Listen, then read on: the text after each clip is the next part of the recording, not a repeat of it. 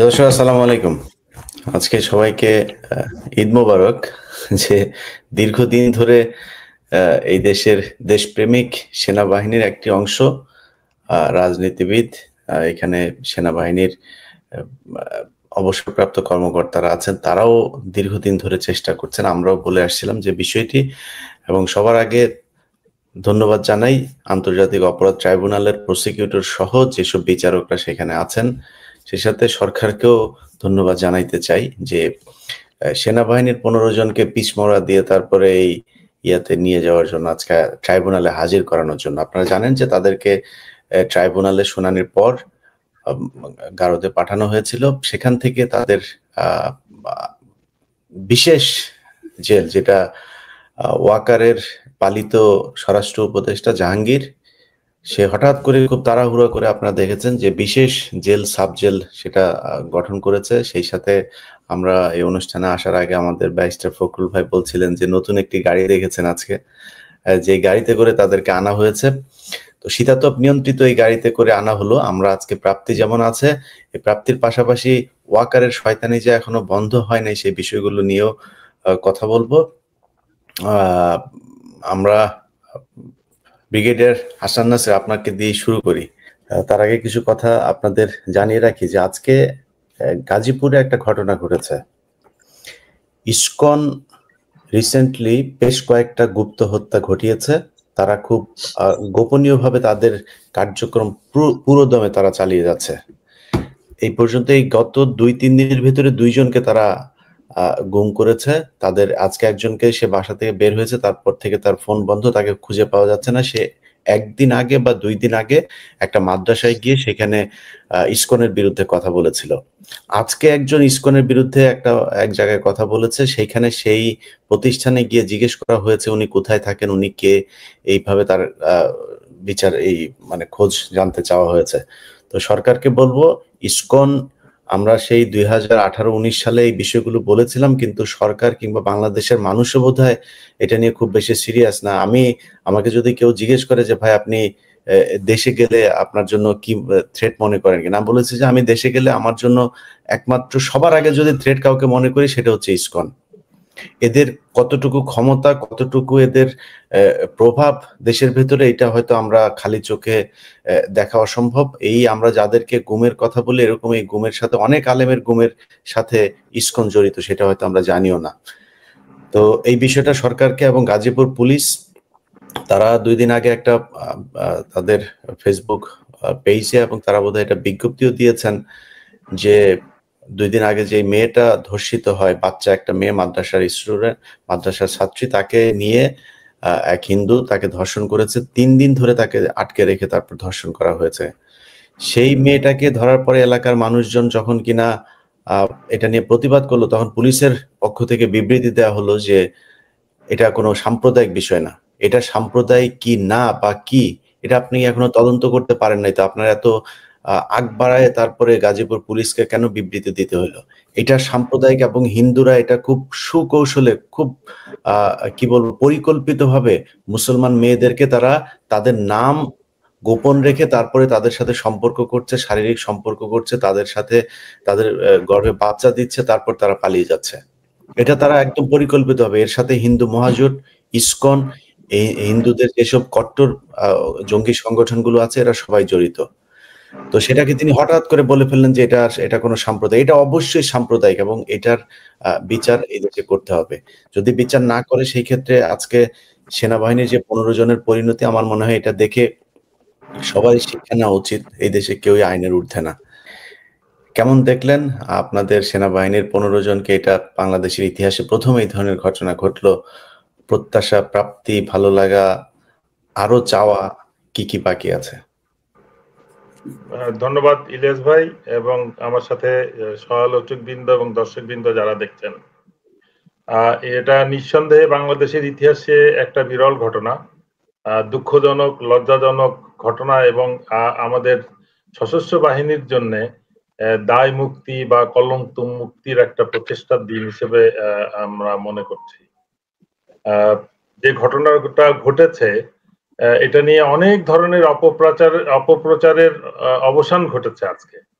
যে সেনা সদস্যদেরকে বিচার সামরিক বাহিনীর কোর্টে কেন হবে না, কেন এটা আইসিটিতে আসবে, এ নিয়ে তর্ক বিতর্ক, এবং তাদেরকে সেনা হেফাজতে রেখে বিচার করা হবে, বিভিন্ন রকম তর্ক বিতর্কর পরে যেটা হলো, আমি মনে করি এটা একটা বিশেষ ব্যবস্থায় সিদ্ধান্তটা হয়েছে যেটা ক্ষণস্থায়ী হওয়া উচিত, যেটা স্থায়ী হওয়া উচিত না। এরা যদি কোনো রাষ্ট্রীয় কাজে অপরাধী হতো, যে দায়িত্ব পালনে, রাষ্ট্রীয় দায়িত্ব পালনে এই ধরনের কোনো, যেরকম আমি উদাহরণ হিসেবে বলতে পারি এনএসআই অতীতে এনএসআই ডিজি, ডিজিএফআই ডাইরেক্টর, তাদেরকে রাষ্ট্রীয় দায়িত্ব পালনের বিভিন্ন ঘটনায় অপরাধী করে বিচার করা হয়, তাদেরকে নর্মালি কয়েদি হিসেবে ট্রিট করে জেলে আদালতে আনা নেওয়া করা হয়, এবং জেলখানাতেও স্বাভাবিকভাবে তাদেরকে রাখা হয় কোনো রকম ক্লাস ছাড়া। এই পরিপ্রেক্ষিতে যে অপরাধে এই 15 জন অফিসারকে দায়ী করা হয়েছে, মানবতার বিরুদ্ধে অপরাধ, সুতরাং, এবং এটা সামরিক আইনের কোনো ধারায় বিচারের কোনো সুযোগ নাই। এই অপরাধটা তারা করেছে র্যাবে এবং ডিজিএফআই বা এনএসআই বা সেনাবাহিনীর বাইরে দায়িত্ব পালনকালে, এবং মানবতার বিরুদ্ধে অপরাধ, এবং এটার মামলা ফাইল হয়েছে ইন্টারন্যাশনাল ক্রাইমস ট্রাইব্যুনাল কোর্ট, যেটা অবশ্যই বাংলাদেশের যে কোনো জেলা বা পর্বত মানে কোর্ট বা সশস্ত্র বাহিনীর কোর্টের উপরে অবস্থান করে। সেই আদালতের দায়েরকৃত ওয়ারেন্টের আসামিদেরকে হাজির করতে সেনা কর্তৃপক্ষ, আমি মনে করি একেবারে শেষ দিনে, শেষ সময়ে এনে হাজির করেছে, যেটা উচিত ছিল না। সে আন্তর্জাতিক ক্রাইমস ট্রাইব্যুনাল অ্যাক্টের যে পরিবর্তন নিয়েও যে প্রশ্ন করা হচ্ছে, সেটাও আমি অবান্তর মনে করছি। অতীতেও এই আইনের বিভিন্ন ব্যত্যয় ঘটনা হয়েছে, বিভিন্ন সময় পরিবর্তন করা হয়েছে। আইসিটির অ্যাক্টে যেটা হয়েছে, যেটা বলা যায় বিচারের নামে অবিচার, সে ধরনের কিছু হবে না বলেই এই আইনকে মানে সঠিকভাবে আন্তর্জাতিক মান যাতে হয়, সেই জন্য একজন ইন্টারন্যাশনাল কনসালটেন্ট লয়ারকে রীতিমতন আইসিটিতে রেখে তার অ্যাডভাইসে কাজটা করা হচ্ছে, যেটা আইসিটির আইনটাকে যেন সুষ্ঠুভাবে প্রয়োগ হয়। সেই পরিপ্রেক্ষিতে দায়েরকৃত ওয়ারেন্ট আমি মনে করি এটা সঠিক হয়েছে, এবং তাদেরকে অন্যান্য যে কোনো ক্রিমিনালের মতন হাজির করলে সেটা স্বাভাবিক ছিল। এসি বাসে যেটা অলরেডি আলাপ হয়েছে, এটা স্বাভাবিক কোনো বিষয় নয়। এই বিশেষ ধরনের বাংলাদেশে একটাই বাস আমাদের নজরে আসছে, আর যেন এরকম বাস আমরা না দেখি, বা অন্যান্য সকল আসামিদের মতনই যেন তাদেরকে ট্রিট করা হয়। এবং ক্যান্টনমেন্টে যেটা সাবজেল করে রাখা হয়েছে, আমি জানি না আরো যে বিচার কার্যক্রম চলছে সেখানে যদি নতুন কোনো আসামি হয়, সবাইকে ক্যান্টনমেন্টে এই সাবজেলে, এই সীমিত এই বিল্ডিং এর কয়েকটা রুমে রাখা সম্ভব কিনা, তখন তাদের বিষয়ে কি সিদ্ধান্ত নেওয়া হবে, এই বিষয়গুলো আমি মনে করি আর বাংলাদেশের একটা স্ট্যান্ডার্ড রুলের আওতায় থাকা উচিত সবকিছু, এবং সবার জন্য যে আইন সমান, বিচার সমান, সেটাই প্রমাণ করা উচিত। কারণ আমরা জেলখানায় ইতিমধ্যে বিচারাধীন আসামি হিসেবে প্রধান বিচারপতিকে পেয়েছি, এবং প্রধান নির্বাচন কমিশনার আছেন, মন্ত্রীরা আছেন, এমপিরা আছেন, আইজিপিরা আছেন, সেক্রেটারিজ আছেন, তাদেরকেও যেভাবে বিচার প্রতিদিন আদালতে হাজির করা হয়, একইভাবে আমি মনে করি হাজির করা উচিত অন্য যে কোনো নাগরিকের মতো। আমি মনে করি যে যেটা শুরু হয়েছে এটা গ্রহণযোগ্য, তবে মোটেও সুষ্ঠু না, সঠিক না। তবে কোন অবস্থাতেই সেনাবাহিনীর কোনো সুযোগ ছিল না এদেরকে এই ট্রাইব্যুনালে হাজির না করার। আমি মনে করি যে সমস্ত প্ররোচনা ছিল, প্রভোকেশন ছিল, এগুলাকে ওভারকাম করে সেনাবাহিনী প্রধান সঠিক সিদ্ধান্ত নিয়েছেন, এবং সেটা আরো দ্রুত হস্তান্তর করলে আরো বেশি ভালো হতো। ধন্যবাদ। জি, ব্যারিস্টার ফখরুল ইসলাম স্যার, আপনার আইনের কোনো ব্যত্যয় বলবো না, মানে পার্সিয়ালিটি দেখছেন কিনা আইন প্রয়োগের?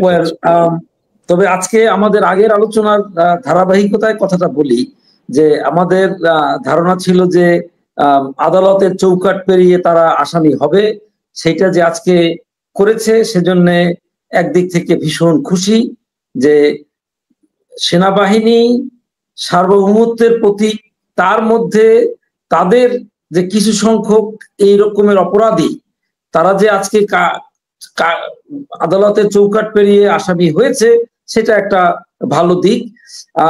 পুরো সেনাবাহিনীকে তো আর দোষ দেওয়া যাবে না, কারণ সেনাবাহিনীর অনেক ভালো ভালো অফিসার হয়তো এখনো আছেন, নিশ্চয়ই আছে। তো যে কয়জন অপরাধ করেছেন, দুর্নীতিতে গুম কমিশন যাদেরকে পেয়েছেন তাদের নামেই শুধু ওয়ারেন্ট ইস্যু করেছে ইন্টারন্যাশনাল ক্রাইমস ট্রাইব্যুনাল। তো আজকে তাদেরকে যে স্পেশাল ট্রিটমেন্ট দেওয়া হয়েছে তাতে আমি একটু ব্যথিত হয়েছি, কারণ তারা যে সাবজেল থেকে এসেছে, আমার মনে হয় তারা সাবজেলেই চলে গিয়েছে। এখন কোশ্চেন হলো দুটো, আদালত বলেছে জেলে প্রেরণ করা হোক, এখন জেল কোড অনুসারে হলো জেলারের মানে জেল সুপার, জেলার জেল কর্তৃপক্ষের দায়িত্ব তাদেরকে কোথায় রাখবেন, দ্যাট ইজ একটা কথা সত্য। কিন্তু অন্যান্য আসামিদেরকে যেহেতু কোনো সাবজেলে রাখার ব্যবস্থা নাই, তাহলে এক্ষেত্রে তাদেরকে আবার ওই ক্যান্টনমেন্টের মধ্যে যে সাবজেল, তারা আসামি হওয়ার আগেই যে সাবজেল গঠিত হয়েছে একটা প্রজ্ঞাপনের মাধ্যমে, সেইখানেই তাদেরকে নিয়ে গিয়েছে। সেটা আমার কাছে ভালো মনে হয় নাই, কারণ তারা যদি কাশিমপুর বা কেরানীগঞ্জে থাকতো তাদেরকে কিন্তু তারা কিন্তু আইন অনুসারে, জেল কোড অনুসারে তারা এমনিতেই ডিভিশন পাবে।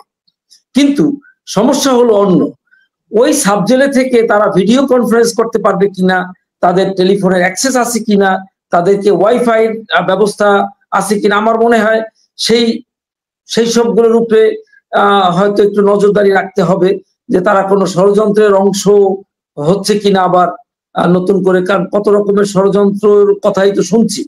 ফখরুল ভাই, এটা একটু ব্রিগেডিয়ার হাসান নাসির স্যার আপনি আছেন, মানে আমি যতটুকু জানতে পেরেছি যে তাদের ওইখানে ওয়াইফাই এবং ফোনও তারা ইউজ করতে পারবেন, সেখানে তাদের স্ত্রীরা প্রতিদিন তাদের খাবার দিয়ে আসতে পারবেন, স্ত্রীরা থাকতেও পারবেন, এরকমও শুনেছি।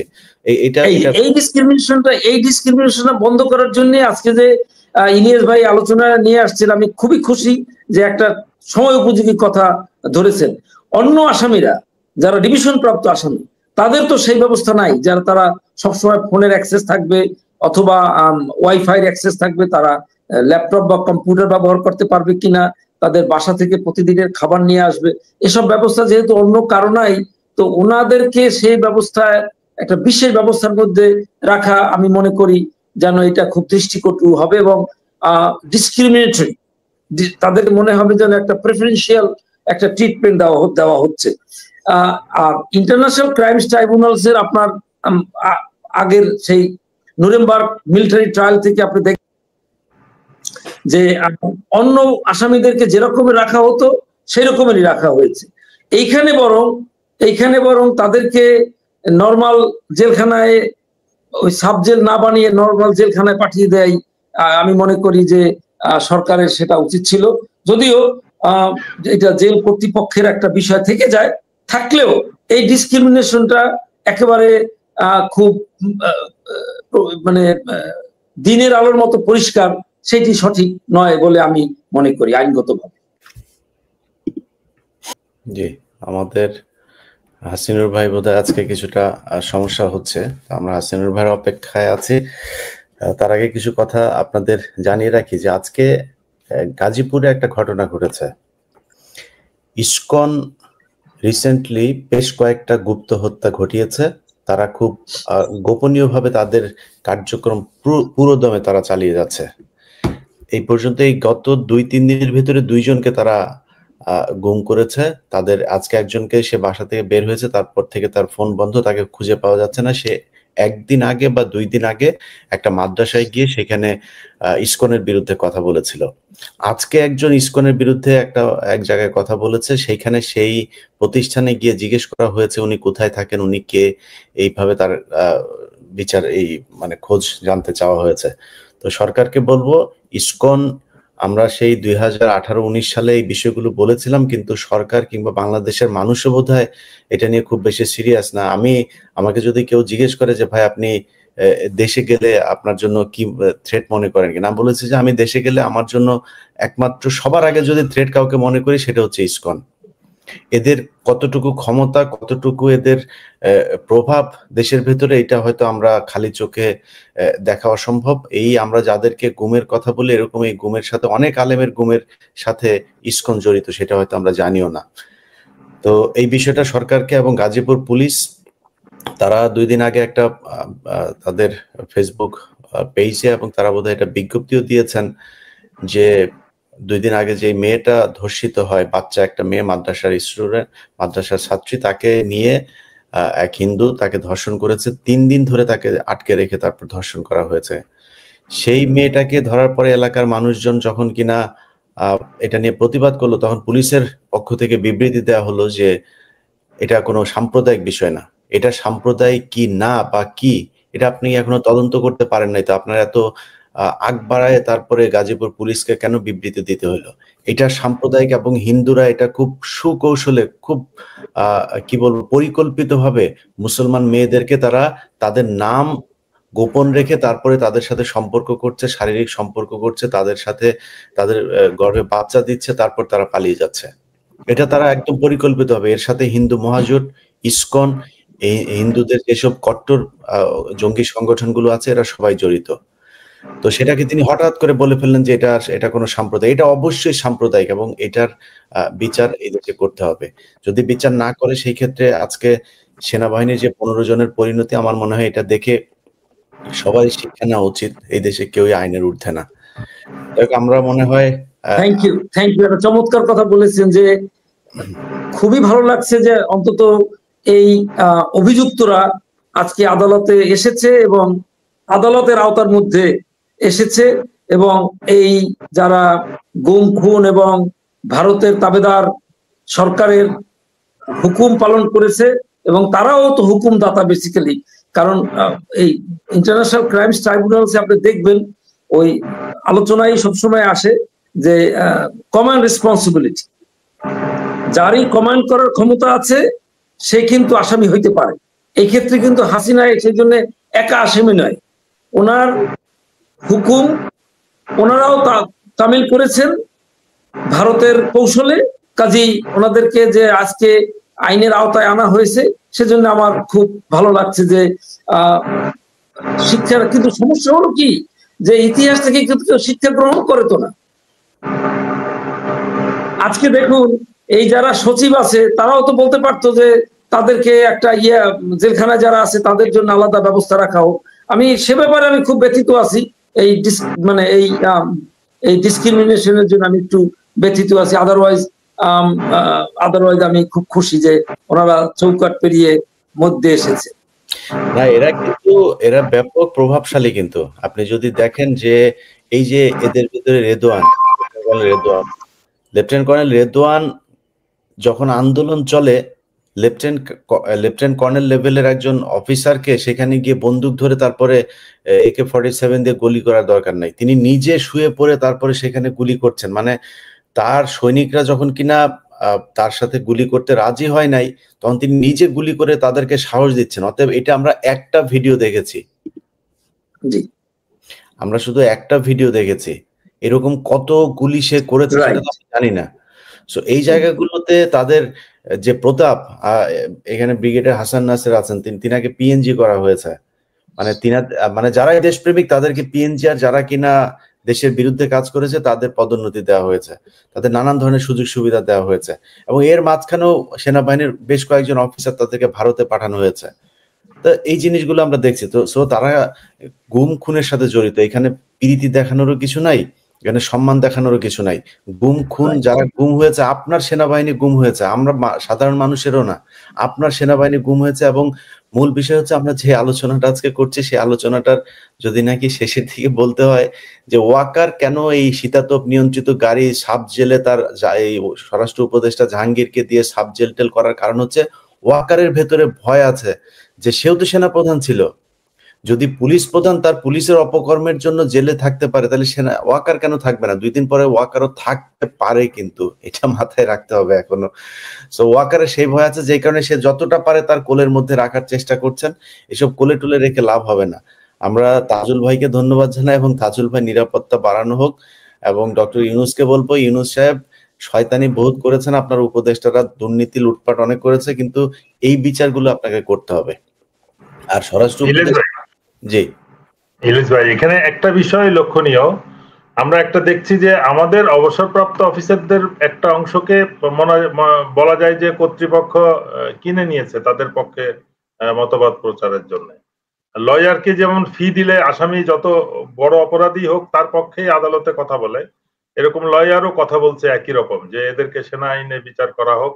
প্রেসিডেন্ট জিয়া হত্যার মামলা সামরিক আইনে হয়েছে, কিন্তু লয়ার উনি জানে, নিজেও জানে যে ওটা একটা মিউটিনির বিচার হয়েছে, প্রেসিডেন্ট হত্যার বিচার হয় নাই।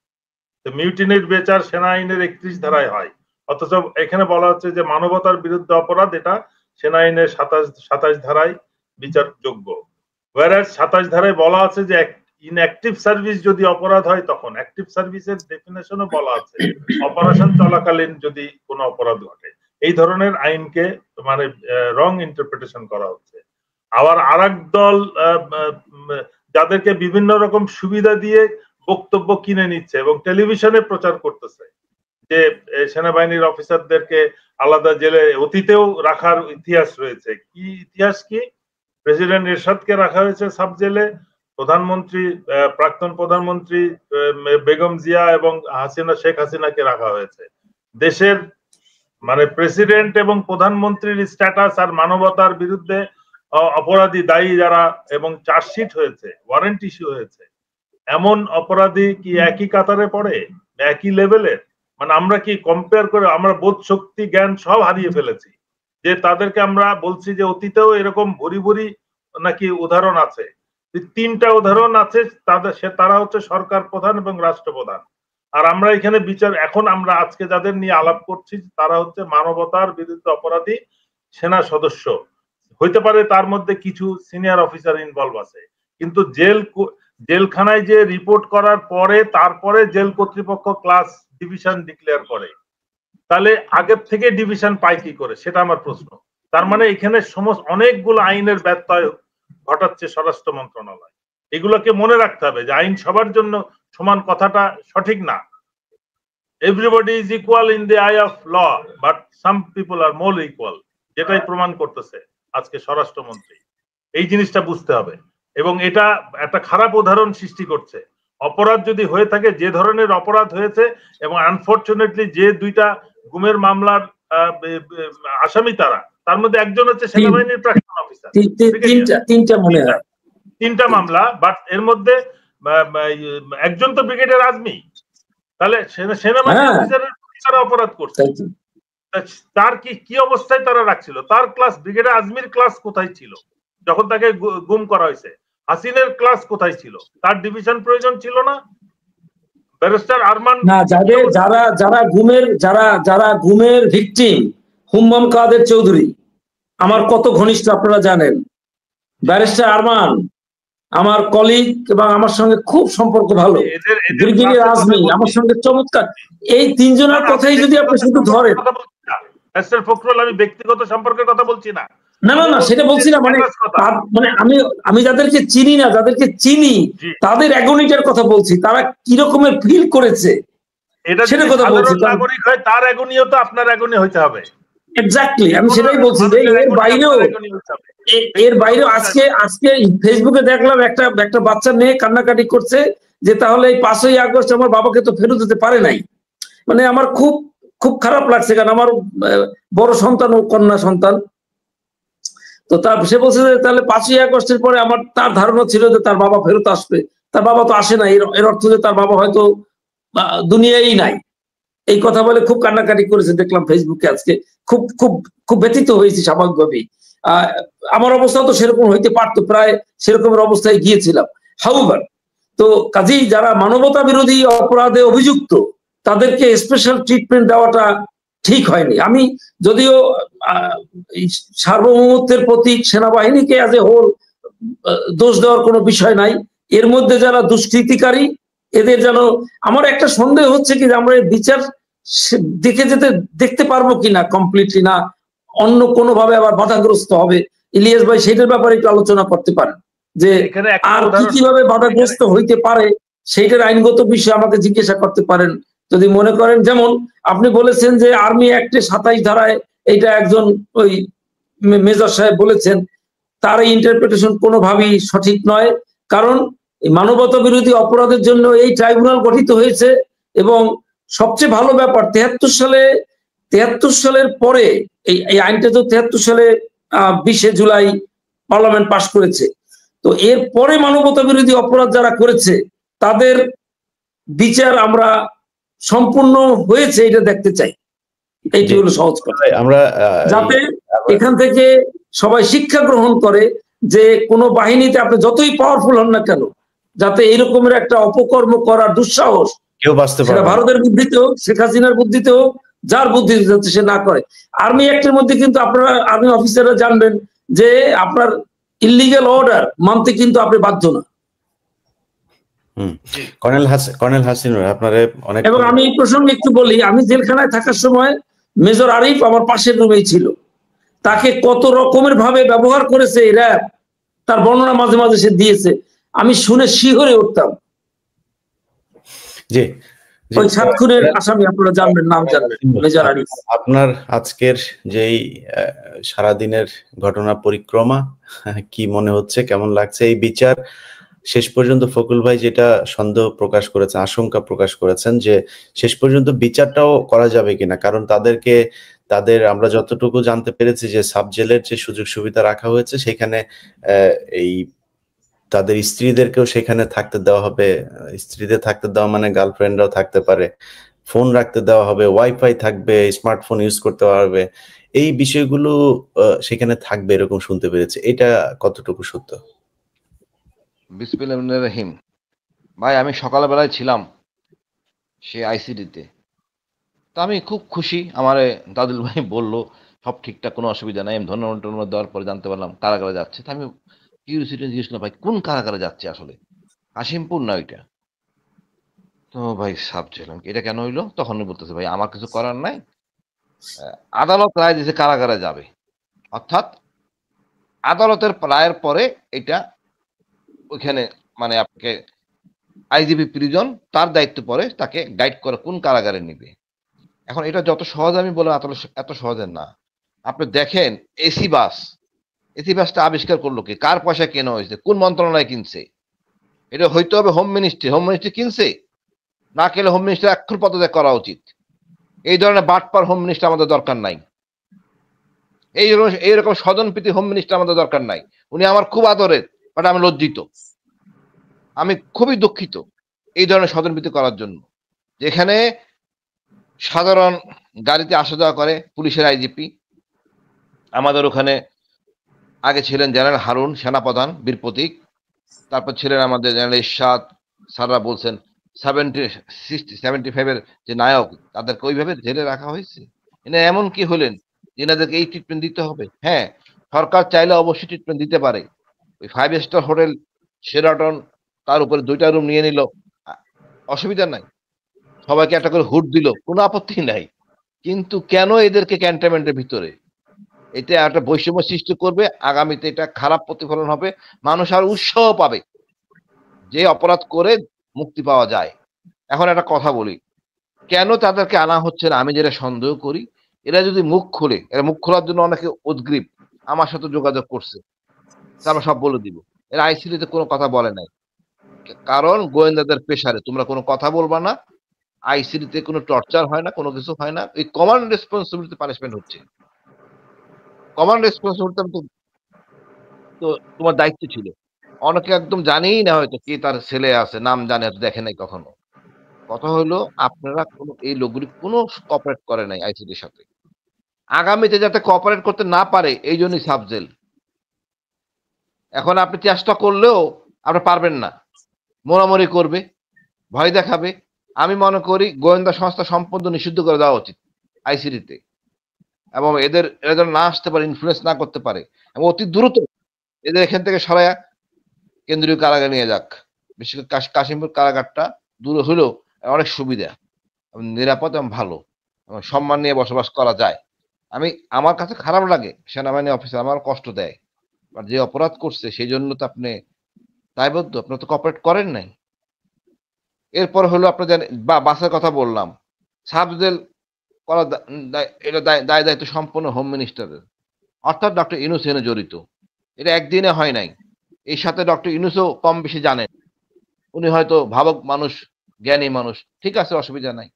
তা আমরা এইখানে কৃতজ্ঞ হয়ে যাই যে এদেরকে জেলে আদালতে আনা হয়েছে, মানে বাঙালি আমরা কোন পর্যায়ে, এতে প্রশংসা করতে করতে শেষ।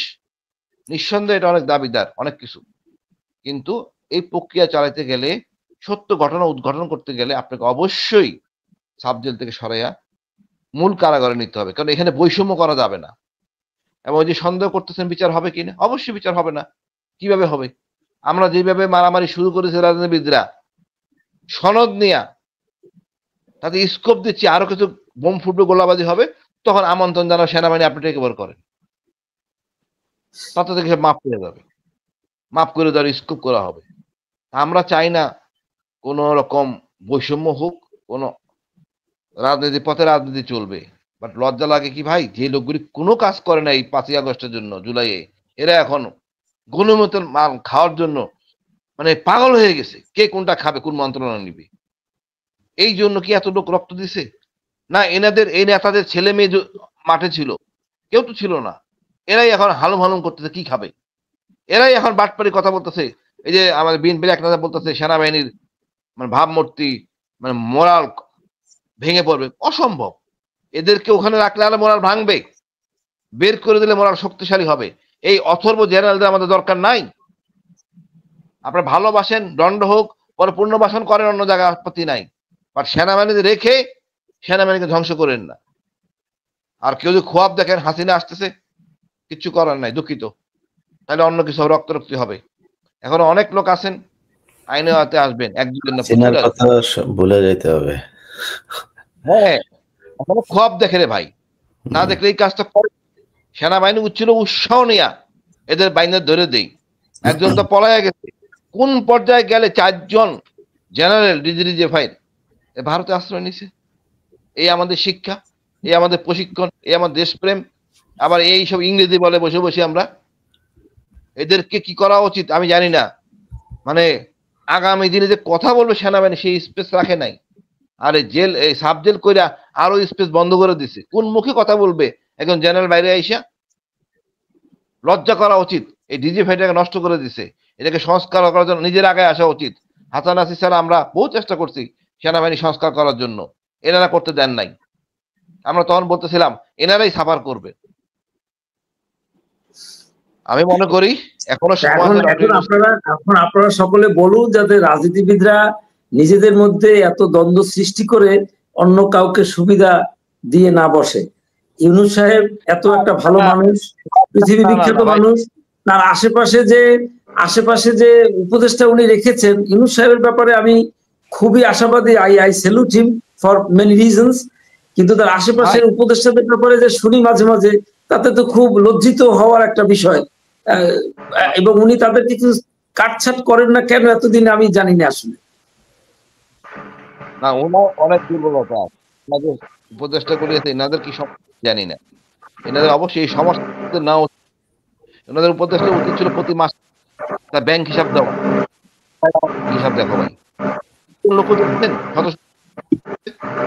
করেন, আমাদের কোনো হয় নাই।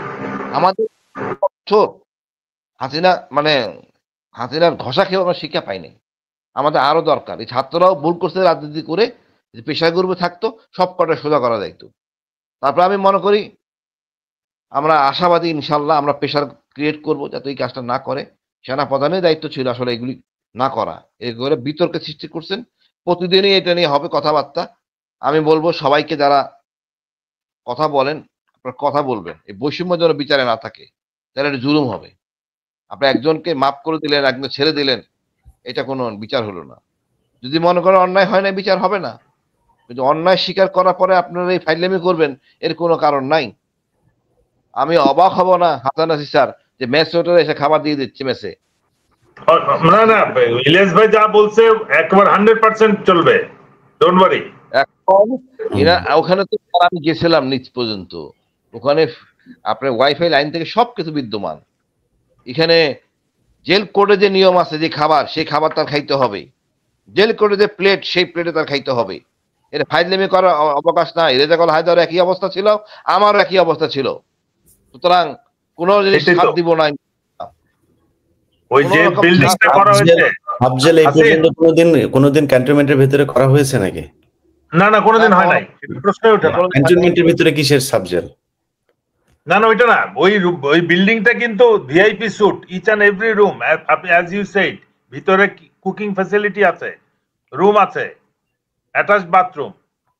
এটা তো সাবজেল হইতে পারে না। এটা 3 তলা বিল্ডিং, এখানে কারারক্ষী থাকবে, কারারক্ষী কমান্ডারের চলাফেরা হবে, কেউ ঢুকতে পারবে না, এবং অনুমতি নিয়ে থাকবে, একজন জেলার থাকবে। কিন্তু এই ফ্যাসাদ আমি কেন নিতে যাবো? এই কারেন্ট বিল কে দিবে? কোন মন্ত্রণালয় দিবে? আমার তো মনে হয় আসলে ধরা উচিত ইলিয়াস ভাই, এই যে তারেক সিদ্দিকী ক্যান্টনমেন্টে ছিল, ওর কারেন্ট বিল সবগুলি সেনাপ্রধানের ঘাড়ে চাপানো উচিত। যতগুলি সেনাপ্রধান ছিল, তারেক সিদ্দিকী বাড়ির মেইনটেনেন্স কস্ট সম্পূর্ণ সব সেনাপ্রধানের ঘাড়ে চাপানো উচিত। কোন ক্ষমতা বলে তারেক সিদ্দিকী ক্যান্টনমেন্টে ছিল? সে একই এক ঘটনা ঘটছে এখন। আমি মনে করি আমরা কঠোর হব, সোচ্চার হব ন্যায় প্রতিষ্ঠা করার জন্য। ধন্যবাদ ইলিয়াস ভাই।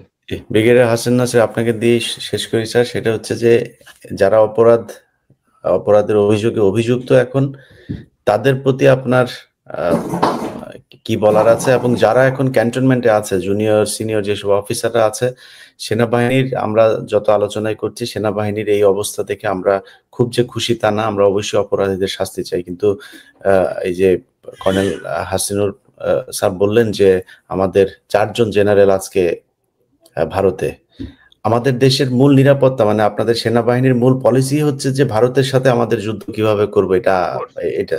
সো আপনি যদি আমার 4 জন জেনারেল যদি নাকি সেটি আরো কতজন আছে আমরা তো জানি না, সব গোয়েন্দা তথ্য তো তাদের হাতে, আমার দেশের নিরাপত্তা, সার্বভৌমত্ব, স্বাধীনতা কিছুই তো নাই। সো এই জিনিসগুলো আমাদের জন্য খুব চরম একটা চিন্তার বিষয়, এবং ভবিষ্যতে যেন সেনাবাহিনী আর এই ধরনের অপকর্মের সাথে জড়িত না হয়, এবং সেটার জন্য আসলে সেনাবাহিনীর কি করা উচিত মনে করেন? আমার সব থেকে বড় চিন্তার বিষয় যে যাদের বিষয়ে আমরা জানি যে ভারতে আশ্রয় নিয়েছে, এবং ভারত থেকে যারা মিডিয়াতে কথা বলছে, যাদের মিটিং এর খবর আসছে, তাদের মানে স্থাবর অস্থাবর সম্পত্তি, তাদের জাতীয় পরিচয়পত্র, পাসপোর্ট সব বাতিল করা হয়েছে কিনা, বা না হইলে কেন হয় নাই, তাদের সমস্ত স্থাবর অস্থাবর সম্পত্তি ক্রোক করা হচ্ছে না কেন, এই বিষয়টা মানে এই ব্যাপারে নমনীয়তা দেখালেই কিন্তু এই অপরাধটা ভবিষ্যতে হবে। একটা সশস্ত্র বাহিনীর জন্য কতটা লজ্জার বিষয় যে তার 4টা জেনারেল এবং সব থেকে যারা গোয়েন্দা বাহিনী প্রধান, তারা আজকে শত্রু দেশে আশ্রয় নিয়েছে, প্রধানমন্ত্রী নিয়েছে, হোম মিনিস্ট্রি নিয়েছে, আরো অনেক মন্ত্রীরা নিয়েছে। আমি তো মনে করি যে আমাদের স্বাধীনতা, সার্বভৌমত্ব বলে এখন আর কিছু অবশিষ্ট নাই। তো এটাকে পুনরুদ্ধার করতে হলে ওদেরকে যেভাবেই হোক ধরে আনতে হবে, বা তাদেরকে বিচারের আওতায় নিতে হবে, দ্রুত সিদ্ধান্ত দিতে হবে। যেহেতু তারা অ্যাবসেন্ট, আমি মনে করি আইসিটি আরো দ্রুত কেন ডেট দেয় না মামলার? বেশি তদন্তের প্রয়োজন নাই তো, যা এভিডেন্স মিডিয়াতে আছে, it is good enough to সাক্ষীটা কি সব আছে, সমস্যা কোথায়? জি, তাহলে তো আর তো সময় নেওয়ার প্রয়োজন নাই। সাক্ষী দিয়ে প্রমাণ দিবে, তাহলেই অন্যদের জন্য এটা শিক্ষণীয় বিষয় হবে। একটা প্রচার হচ্ছে মিডিয়াতে, স্যার একটা কথা বলে নাই, ডকুমেন্টে দেখা যাচ্ছে আপনি ছিলেন এই দায়িত্বে এতদিন, এই সময় এখানে তো কে কে জড়িত, কারা খাবার দিছে, কারা ডিউটি করছে, আমি তো চাই কে আমার মারছে, কে আমার গায়ে হাত তুলছে, আমি জানতে চাই হু ইজ দ্যাট অফিসার, কে আমার অ্যারেস্ট করছে, আই ওয়ান্ট টু নো। এটা ফাইজলামি করার কিছু নাই তো এখানে, এরা রীতিমতন ফাইজলামি করছে। আপনি টক শোতে বলতেছি স্যার, যদি তারা ন্যায় বিচার না করে, মব তো বাইরে হয়েছে, ক্যান্টনমেন্টের ভিতরে মব হবে, আর আই উইল ডু ইট। স্বাভাবিক বিষয়, মব তো বাইরে হয়, বিচার না পেলে না মব বাইরে হবে। আমরা এখন উদ্যত ডিজিএফআই হাসিন, তোমার মনে আছে যে অনার বোর্ড সিস্টেম নাই দেখে তারা জানে না যে ডিজিএফআই ডাইরেক্টর কারা ছিল, মানে কতটা আন্ডারমাইন করছে একটা এই গুম কমিশনকে, মানে এটা কতখানি কি স্পর্ধা তারা দেখাইছে। এটার জন্য কাউকে শাস্তির আওতায় নেওয়া হয় নাই। আইসিটি টিম যখন কি বলে র্যাব 1-এ ভিজিট করতেছিল টিএফআই সেল, তখন ওই তাদেরকে বোমা মেরে তাদেরকে উড়াই দেওয়ার একটা চেষ্টা করা হয়েছে। সেইটার সাথে যারা জড়িত তাদেরও এখনো পর্যন্ত বিচারের আওতায় নেওয়া হয় নাই। আমার কথা হচ্ছে যে এখন আজকে আমরা দেখলাম আমাদের একটা দল যারা এই সমস্ত দালাল অবসরপ্রাপ্ত বাহিনী, তারা কিন্তু মানে প্রচার করার চেষ্টা করতেছে যে বিরাট একটা মানে আইনের প্রতি সম্মান দেখিয়েছেন।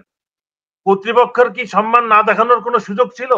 তাহলে একটা জনগণের জন্য আইন কি আলাদাভাবে প্রযোজ্য? যে সেনা কর্তৃপক্ষ সার্ভিং অফিসারদের হ্যান্ড ওভার করবে না তো কে করবে? যদি তারা চাকরিরত থাকে, ওয়ারেন্ট ইস্যু হয়েছে, তারা চাকরি হারাইছে, এটা নিয়ে প্রশ্ন তোলা হচ্ছে যে তাদেরকে নাও হ্যান্ড ওভার করতে পারতো। এটা কি শৃঙ্খলা বাহিনীতে এটা হয় নাকি মানুষকে বোকা মনে করতেছে এরা? এই জিনিসগুলোর থেকে আমাদেরকে বেরিয়ে আসতে হবে। এটা সেনাবাহিনী কোনো ফেভার করে নাই, তাদের দায়িত্ব তাদেরকে অবশ্যই করতে হইতো, না হইলে কর্তৃপক্ষ আসামি হইতো, এটা তাদেরকে বুঝতে হবে। এটা যদি তাই এই 15 জন যদি আজকে কোর্টে না যেত, এর জন্য 50 জন আসামি হয়ে যেত। সুতরাং তারা কেউ ফেভার করে নাই।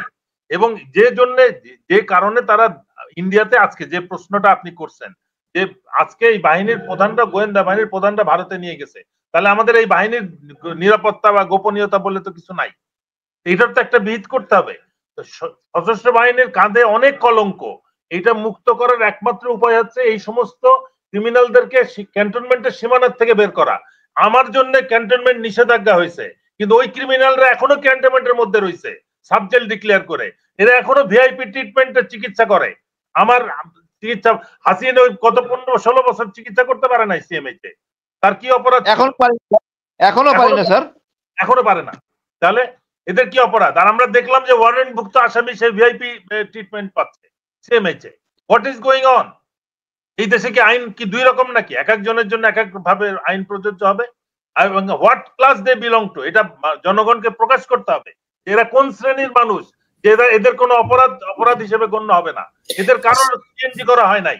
এই পিএনজি এদের প্রত্যেকের নামে তো আগে পিএনজি ঘোষণা হইতে হবে। এরা ক্যান্টনমেন্টের ভিতরে সাব জেলে থাকে কি করে?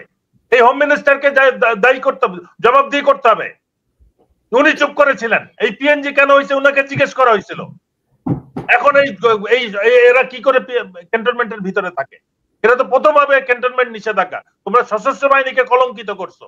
তোমাদের কোন অবস্থাতে ক্যান্টনমেন্টে থাকার কোনো অধিকার নেই। সেটা সাবজেল করে তো প্রশ্নই ওঠে না। এই জিনিসগুলা বুঝাইতে হবে। আমরা দেশের আইনকে কিন্তু একেবারে তেজপাতা বানাই ফেলছি। এটা হইতে পারে না। আইন শৃঙ্খলা বাহিনী, ডিসিপ্লিন ফোর্স আইন নিজে মেনে সবার জন্য উদাহরণ সৃষ্টি করবে।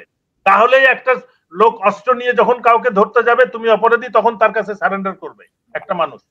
এখন যে জনগণ কিন্তু অসহায়ের মতো শৃঙ্খলা বাহিনীর হাতে আসে জিম্মি হয়ে। আমি নিজে আইন মানি না, আমি কি করে আরেকজনকে আইনের আশ্রয় নিতে চাবো, জেলে আটকাবো, হেফাজতে নিব, পুলিশ হেফাজতে নিব? এই জিনিসগুলো আমাদেরকে বুঝতে হবে। আমরা পুরা আইনটাকে নষ্ট করে ফেলছি, এটাকে পুনরুদ্ধার করতে হবে। এবং এটার জন্য আইন উপদেষ্টা যেমন দায়ী, স্বরাষ্ট্র উপদেষ্টা একইভাবে দায়ী। জেলখানায় যাওয়ার আগে ক্লাস ঠিক হলো কি করে? তাদের আদালতের রায়ের সাথে সাথে তাদের ডিভিশন কে দিল? এটা কি সব ইয়ের জন্য, আসামিদের জন্য একই আইন প্রযোজ্য হয়? তাহলে ওই রেজাকুল হায়দার এবং রহিমকে নর্মাল জেলে থাকতে হলো কেন? কন্ডেম সেলে কেন থাকতে হলো? এটা তো জেনারেল রেজাক নিজে বলছে। আমাকে আদালত, হাসিনকেও তো তার তোমার মনে ক্লাস দেওয়ার সত্ত্বেও দেয় নাই। এটা কেন হচ্ছে? ডিভিশন দেওয়ার পরও ডিভিশন দেয় নাই, হাইকোর্টে রিট করা হয়েছে, তারপরও দেয় নাই। আমি বীর প্রতীক ডিভিশন এমনি পাই। ফাইল শুরু করতে বললাম না, এখন কিছু কথা বলি নাই। আমার একটাই দাবি, স্বরাষ্ট্রমন্ত্রীর উপদেষ্টার পদত্যাগ। He don't deserve to stay there. Cantonment থেকে এই আসামিগুলোকে বের করে সমস্ত সশস্ত্র বাহিনীকে কলঙ্ক মুক্ত করতে হবে। এই বোঝা সশস্ত্র বাহিনী নিবে না। এই বোঝা সশস্ত্র বাহিনী আর বহন করবে না এই সমস্ত আসামিদেরকে। এটা বুঝতে হবে জনগণকে। জনগণ না হলে বের করে নিয়ে আসবে ক্যান্টনমেন্ট থেকে এদেরকে। ধন্যবাদ। না, আমার মনে হয় যেটা হাসিনুর ভাই যেটা বলেছেন যে মানে এটা তাদেরকে ফোর্স করেই জনগণকে নিয়েই প্রয়োজনে জাহাঙ্গীর গেট অভিমুখে একটা পদযাত্রা হইতে পারে, তাদের ঘেরাও করতে হবে যে এখানে অপরাধীদেরকে রাখা সম্ভব না।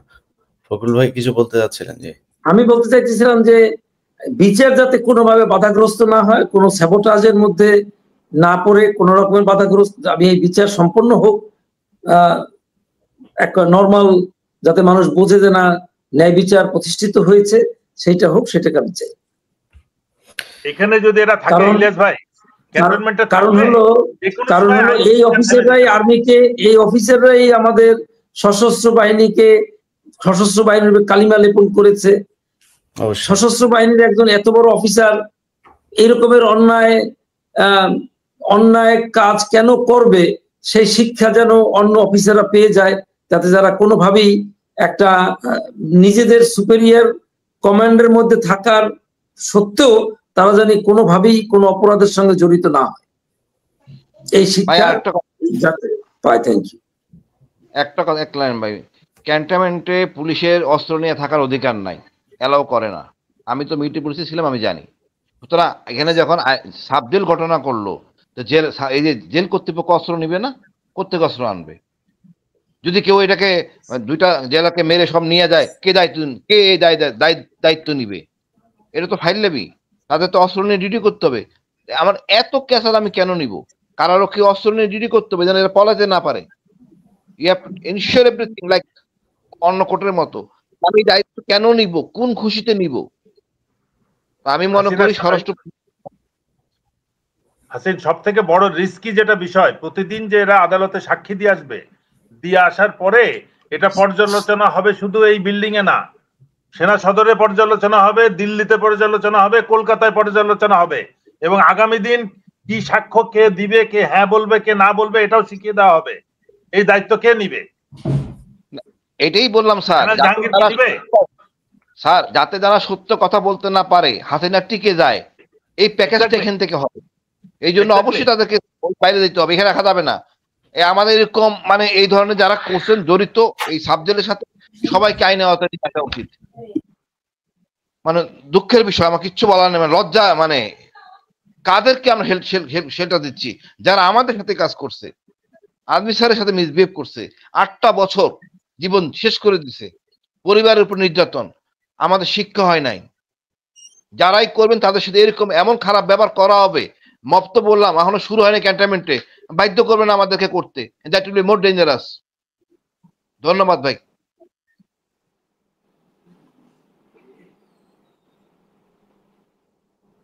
জি, আমরাও ঠিক একই দাবি করতে চাই, এবং আজকের আলোচনার ভিতরে একজনের ব্যাপারে আমাদের সবচাইতে বেশি ফোকাস দেওয়া দরকার। বাংলাদেশের মানুষের কাছে, জুলাই বিপ্লবী যারা আছেন তাদের সবার কাছে অনুরোধ, স্বরাষ্ট্র উপদেষ্টা তাকে যেখানে পাবেন সেখানে তাকে প্রতিহত করবেন।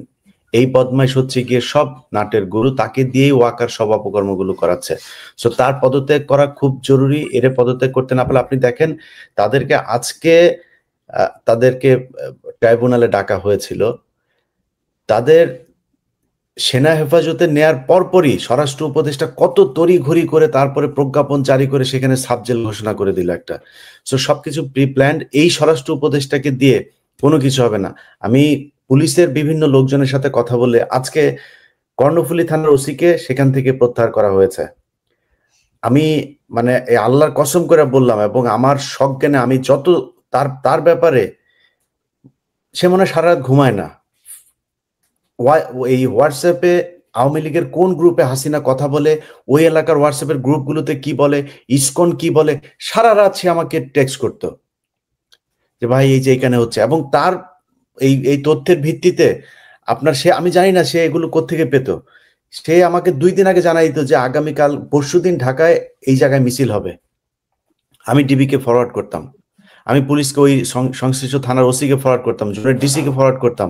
সেই প্রেক্ষিতে তাদেরকে ধরা হতো। সে অফিসারটাকে হুট করে আজকে কি এলাকায় কোন এক পত্রিকায় তার বিরুদ্ধে নিউজ হয়েছে, সেটার কারণে তাকে সরিয়ে দেওয়া হয়েছে। যাত্রাবাড়ি থানাতে 5 তারিখের পরপর যে ওসি ছিলেন, সেই ওসিকে তারা সেখান থেকে সরিয়ে 112টা মামলা করেছেন তিনি।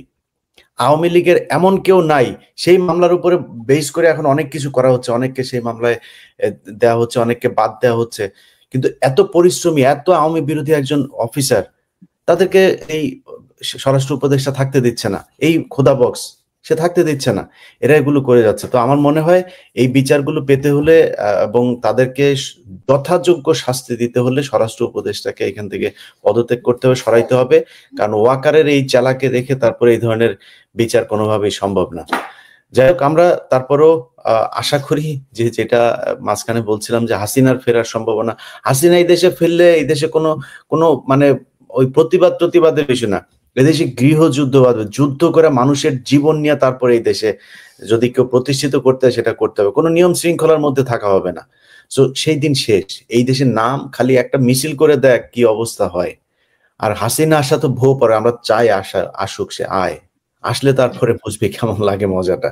সেই দিন শেষ। এবং ওয়াকার আপনার 1.5 বছর কিন্তু শেষ। আপনি এমনিতেই তো পলিটিক্যাল একটা গভর্নমেন্ট আসলে সেনাপ্রধান চেঞ্জ হবে, যদি সব মিলায়ও যদি হয়, শেষ হয়, তাহলেও কিন্তু আপনি 2027 শেষ। তো 27 শেষ যদি হন, তারপরে আপনারা বাঁচাবে কে? আপনার আজিজ রে কেউ বাঁচাইতে আসছে? আপনার শফিরে কেউ বাঁচাইতে আসে? এখন হারুন জেলে ছিল, কেউ বাঁচাইতে গেছেন আপনারা? সো আপনারও কেউ বাঁচাইতে আসবে না। যা করার খুব হিসাব করে করেন, এইসব শয়তানি বন্ধ করে যদি আসলেই চান যে কিছু একটা করতে, যে বলেন দিস এই অফিসার গুলো আমাদের ছিল, অপরাধী ছিল, আমরা তাদেরকে করলাম, ওরা যেহেতু সেনাবাহিনীর, তা আপনাদের দেশবাসীর কাছে আমরা ক্ষমা চাই, আমাদেরকে এতটুকু শাস্তি দেওয়া হোক, এতটুকু আমাদের প্রতি সহনশীলতা দেখানো হোক। বাট অপরাধ করেছেন, কি করেছেন, এসব বলে আসতে হবে। আপনি কিছুই বলবেন না, কিছুই জানেন না, কিছুই বুঝেন না, এইটা বলে লাভ নাই, কারণ আমাদের সব সাক্ষী আছে, প্রমাণ আছে, এখান থেকে বের হওয়ার কোনো সুযোগ নাই। এটার বিচার এই দেশে হবে। এবং আমরা প্রেসার গ্রুপ হিসাবে যাদের মাঠে থাকা উচিত আমরা তো আছি। সেনাবাহিনীর ভেতরেও বিশাল একটা অংশ এখন চাই এটার বিচার হোক। এবং সেনাবাহিনী যারা ভেতরে আছেন, আমি মনে করি আপনাদের এই কলঙ্ক ধুয়ে মুছে পরিষ্কার হবার জন্য, এদের বিচারের জন্য যা যা প্রেসার তৈরি করা আপনাদের ভেতর থেকে তৈরি করা উচিত।